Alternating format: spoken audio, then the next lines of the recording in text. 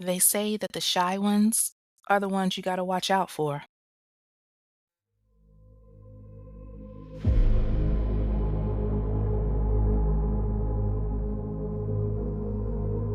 Step into the intriguing world of The Black Box, a captivating true crime podcast hosted by Kay,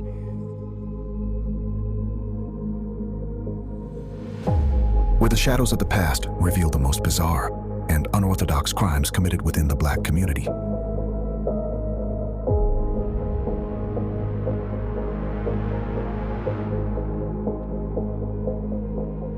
Each episode delves deep into a unique case, exploring both solved and unsolved mysteries that challenge the norms of conventional crime narratives.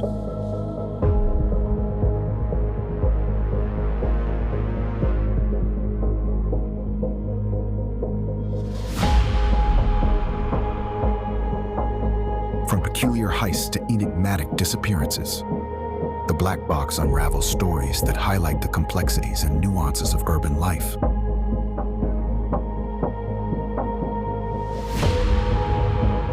With expert interviews, community insights, and a keen exploration of the human psyche, listeners will find themselves drawn into a world where every episode poses the question, what lies behind the black box of urban crime?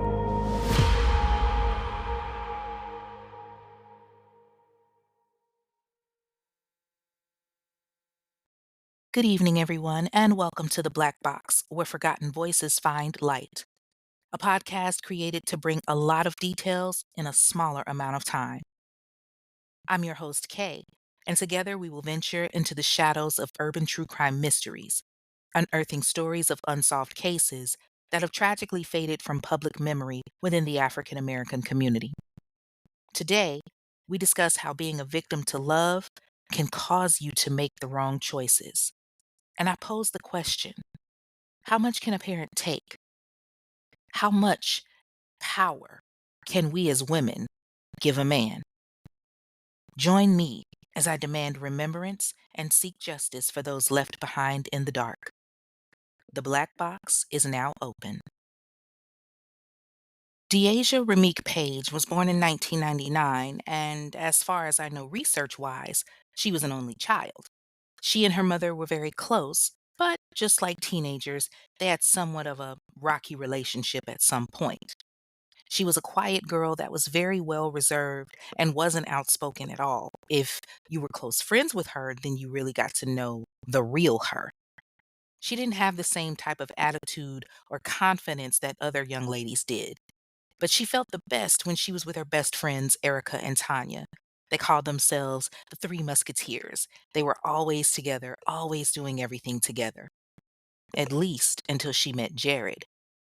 Jared Kemp was also born in 1999 and was the exact opposite of Deasia, meaning that he was very confident, overly so. He came from a very solid family. His parents loved him, and he attended military school where he had plans to go to the Coast Guard. Jared was very attractive because of his eyes. That's what he was known for, the boy with the light eyes. And I can say firsthand that if you got some pretty eyes, it can make a female weak.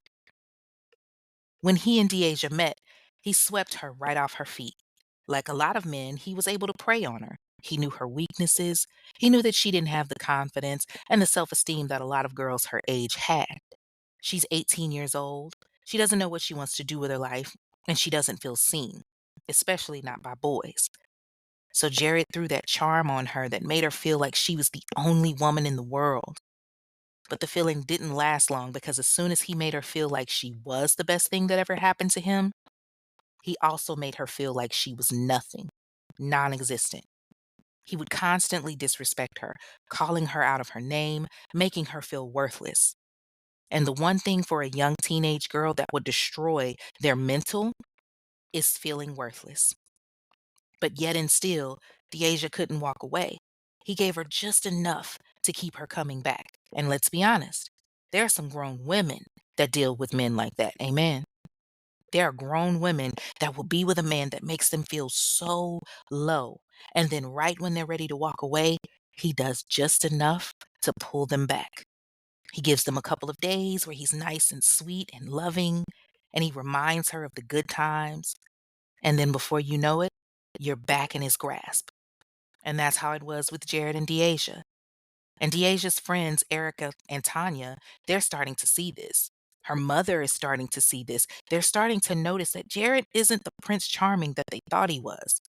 He's the villain. He's the monster.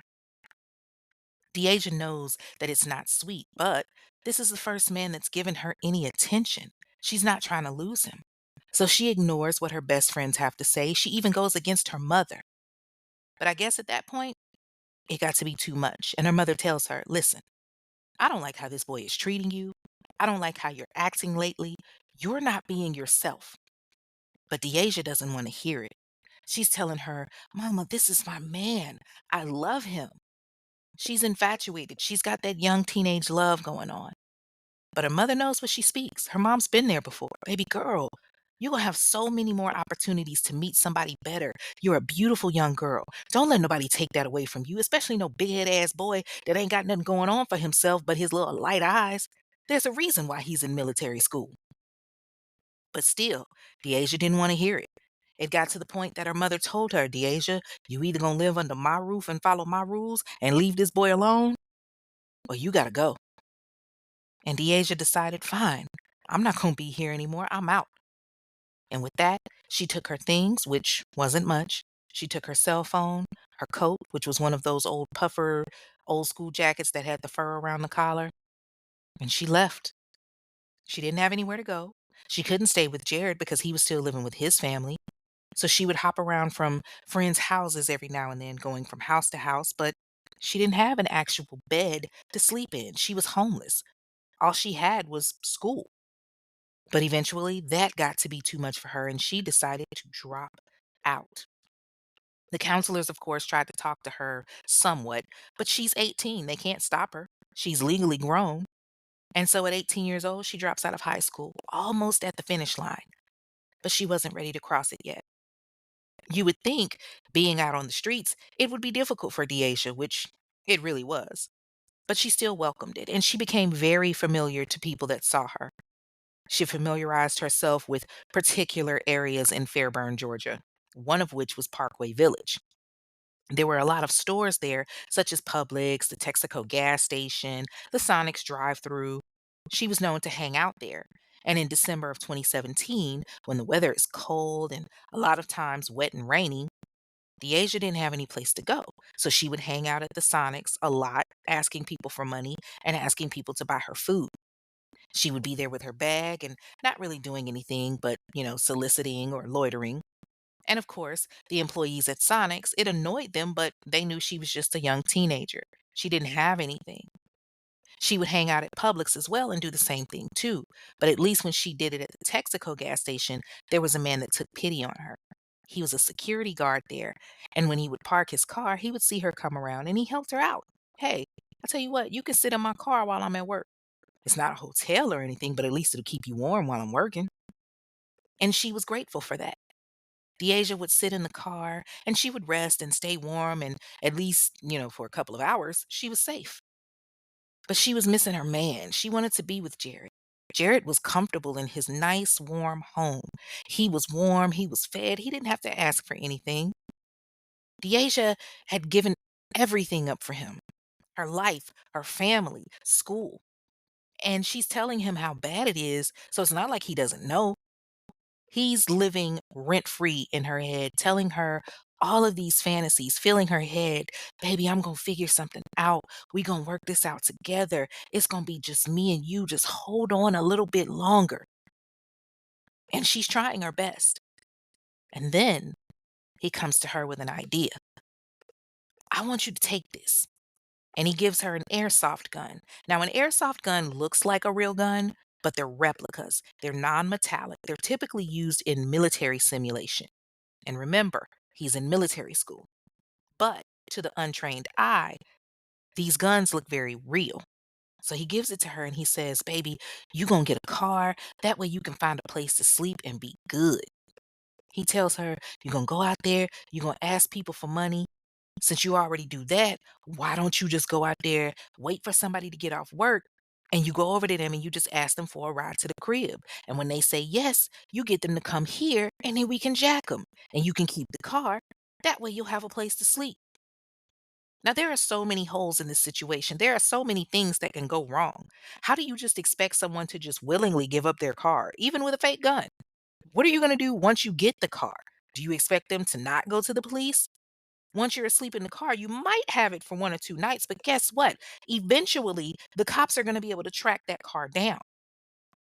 But Deasia didn't think about these things. All she wanted to do was to be warm. Despite the high risks, they put their plan into action.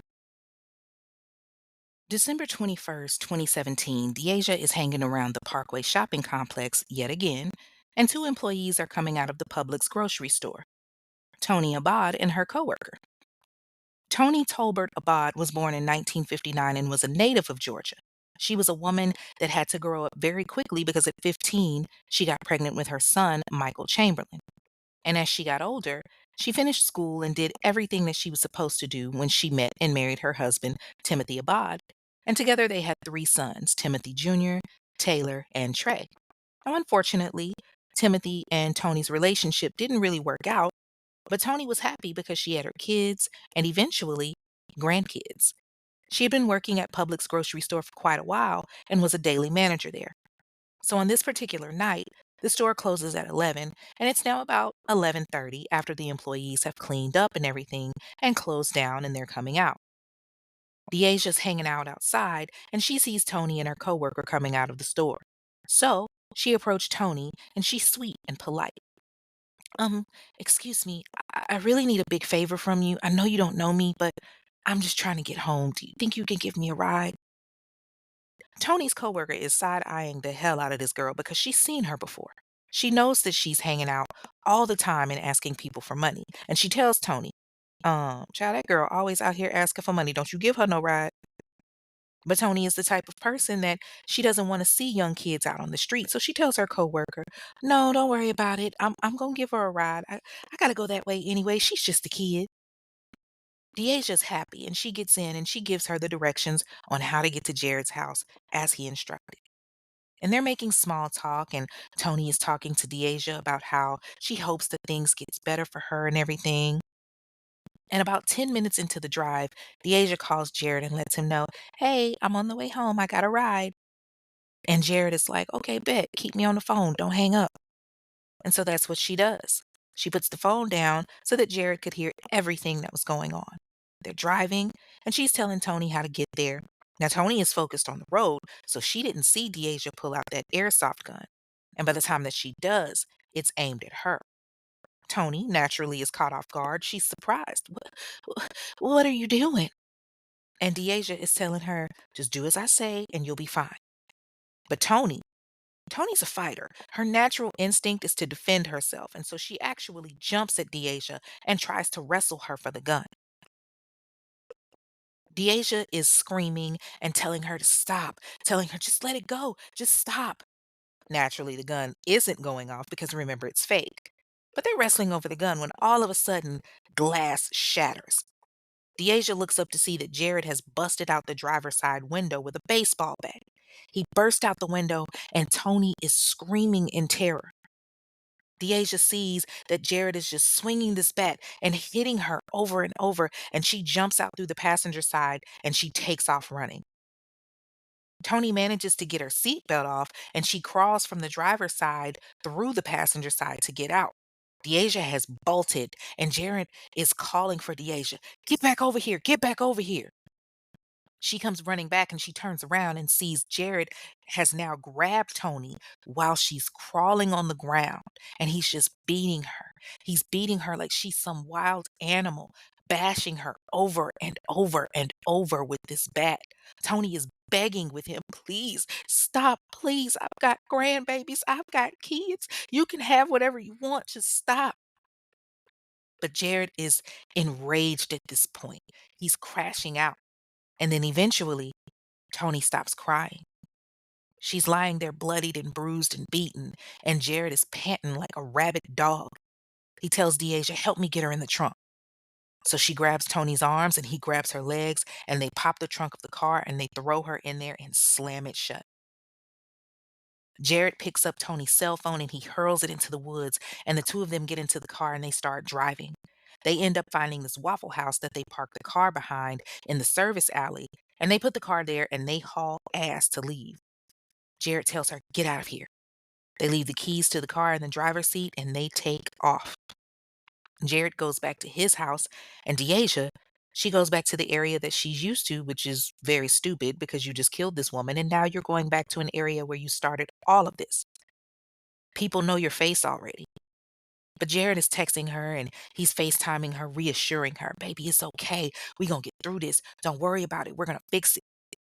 And Deasia questions him, "Jared, what are we gonna do? The whole point of us doing this was to have a car for me to sleep in. I'm still homeless.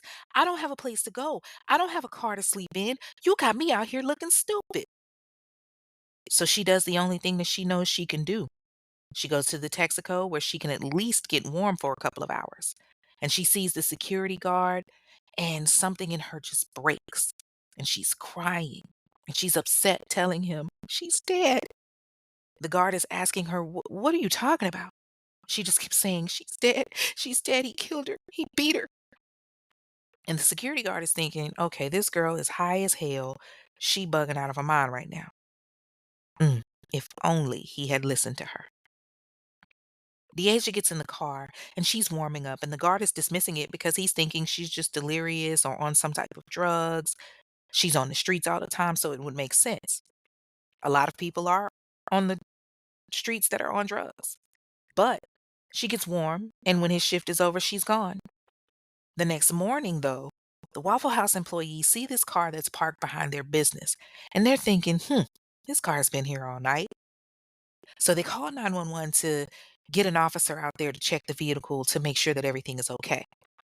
The cops come out and they're looking at the vehicle and they notice that the window has been busted out and that there's a key sitting in the front driver's seat. That's odd. What's going on? They get the keys and they start looking around and they dispatch to their 911 operator for them to run the tag to see who the car belongs to. And they see that the car belongs to a Tony Abad. So they have to figure out what's going on. But as they look closer, they're starting to see blood stains. What the hell? Blood stains? So one of them gets the idea to pop the trunk and search the vehicle from front to back. They pop the trunk and inside they see that a woman is dead. She's covered in blood, she's bruised, she's beaten, she's cold to the touch. So they have this machine that they can use that can scan fingerprints to check the identity of a person. And when they scan it, it checks out that the person in the trunk is Tony Abad. And they get further confirmation when they see that she's in her uniform. She had a little vest on and a name tag, which also said Tony. So they're looking and they see she's got her wallet on her keys are on her, she's got her ID, all of that. And they're thinking, okay, she wasn't robbed. All of her stuff is still here. So what happened? So they see where she works from the name tag and they're like, okay, let's start there. That'll give us some type of sense of what's going on. They go to the Publix at the Parkway Shopping Plaza and they gather some of the employees and they break the news. "We have a dead woman that we need information on. Does anybody know Tony Abad? Does anybody know her last whereabouts? What happened that could help us solve this case?" And the coworker that Tony was with that night when she left speaks up. Um, she gave this girl a ride home. I told her not to give her a ride, but she said she was going to do it anyway. The cops now have their first lead. They ask the store management about video footage. They get it pulled, but it's a little pixelated. It's a little grainy. You can't really see it too well, but they can see that there's a girl that's wearing a bulky coat with fur around the lining. Her head is covered with the hood, but they can somewhat see her face. And they're thinking, okay, we're going to go ahead and print this image out and see if we can take it around the neighborhood. So they do just that, and it doesn't take them long because Tony sticks to a certain type of neighborhood. And Deasia would always hang around the Sonics and the Texaco and Publix. So when they get around the Sonic area, surprisingly, she's not there. The cops show the picture to the employees and they're like, hey, do y'all know this girl? And the employees say, oh my God, we do know her. That's that girl that be hanging around all the time asking for money and threatening to call the cops on us. Matter of fact, she left her bag here. Y'all can have it if you need it. So the cops take it and they look in the bag and they see that she's left her ID and everything in there. It's got her name, Yasia Ramik Page. They check the ID and they see an address and they go to it, and it's the address of her mother. They tell her mother, "We're looking for your daughter, Deasia Page." And she tells them, "Oh, she hasn't lived here in a while. She didn't want to abide by my rules, so she moved out." Mm, that's so messed up when you say that out loud. They go to the school where it says she attends and they find out she's unenrolled herself. So now they got to figure out where this girl is, because for somebody that's always hanging around the area, she ain't there. She's a ghost at this point. And so the best thing for them to do now is to plaster her face all over the news. Her friends and family see her face and they see that she's wanted for questioning in regard to a murder. This is when the security guard from Texaco sees it and he realizes, this girl was telling me something about a woman being killed, but I didn't believe her. He goes to the police and he spills everything to them. She told me a couple of nights ago that a lady had died and I didn't know what she was talking about. I thought she was just talking out of her ass. I thought she was on something, some type of drug when she was talking about it. I thought she was tripping, but apparently this girl was for real. And so they get all the information that they can from him and they're like, gosh, how we going to get this girl? She's a freaking ghost. We don't know where she is. She doesn't have an address. She's not in school. How the hell are we going to get to her? But they really didn't have to worry about that, because the next thing they know, Deasia Page walks into the Fulton County Police Department. And I mean, she was on some mystical, "I heard y'all was looking for me. Here I go" type stuff.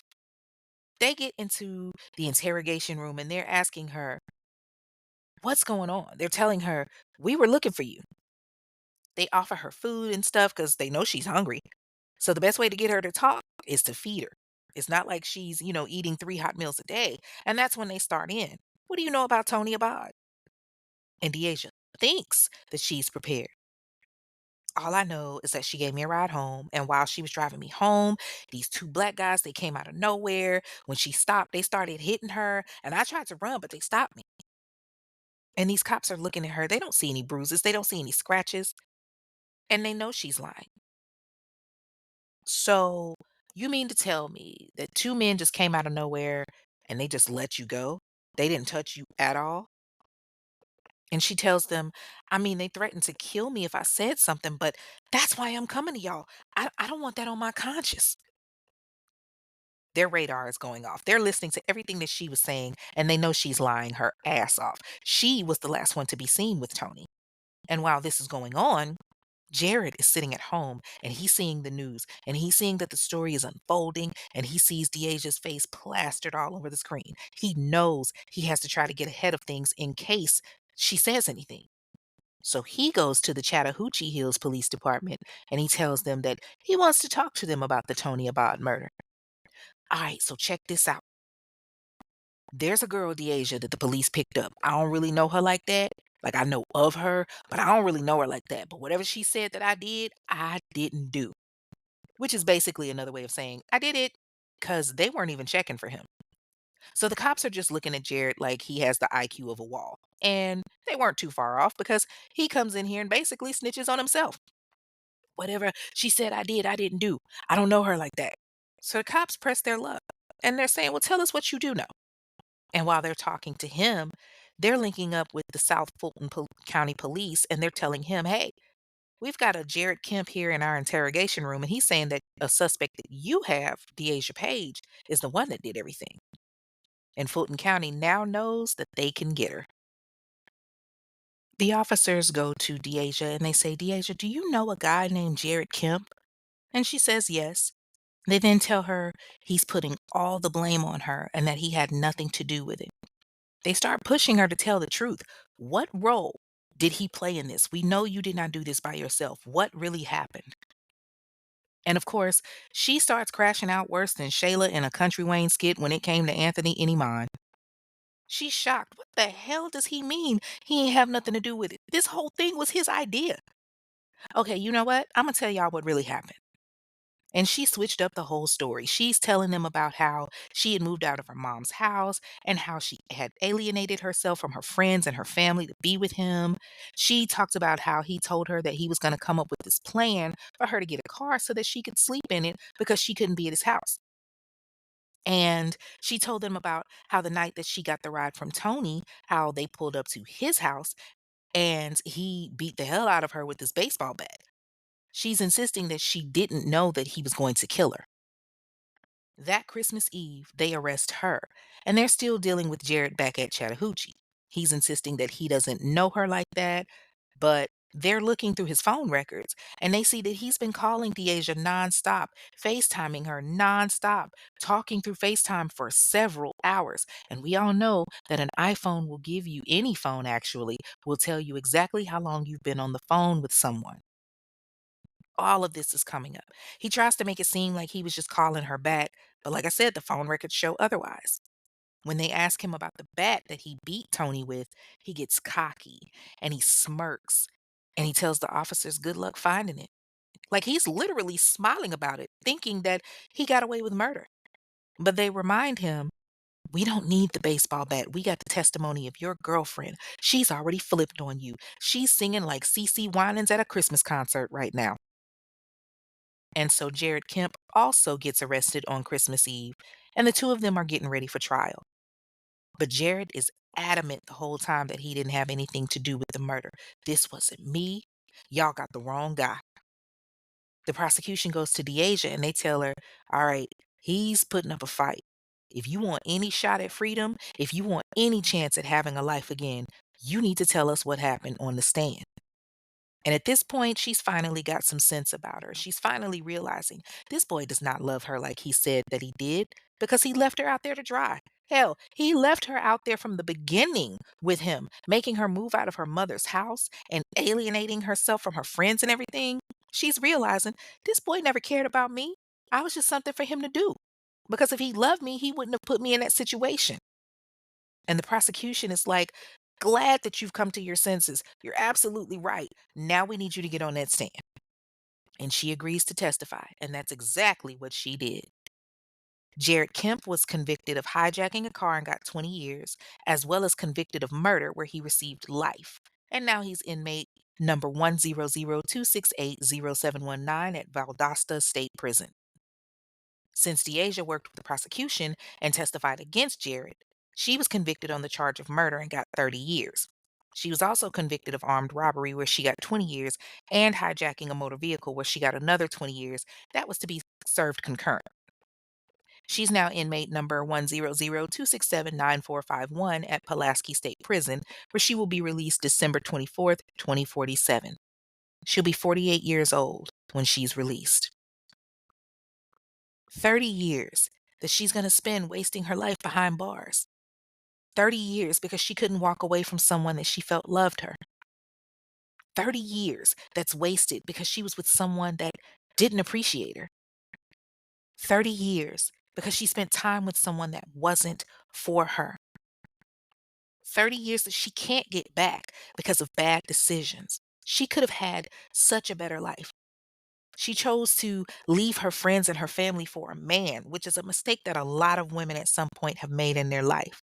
But as a teenager, does all the responsibility fall on her?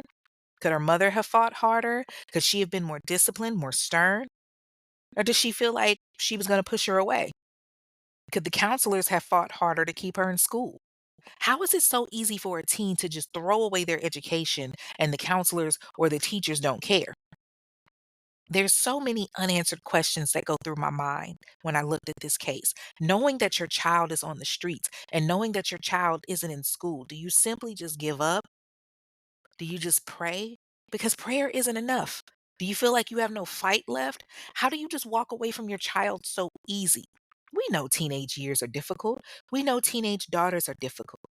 But at what point do you step in and say, hey, you can't be in control of your life right now? You are not making the best decisions. I am your mother, or I am your parental figure, or I am your father, or whatever. At what point do you say, you are unraveling and it's time that I take over? At 48 years old, Deasia will be starting her life over. Hopefully, her confidence and her self esteem will be a lot different. And this will be a warning for many girls that are dealing with the same. As with the infamous ones, you can leave a review on any streaming app you're able to listen to the episode on. And if you have your thoughts and opinions about this case, by all means, please make sure to leave your commentary. You can also learn more about the podcast by joining the Facebook group, the Infamous Ones Discussion Group, where we discuss both podcasts.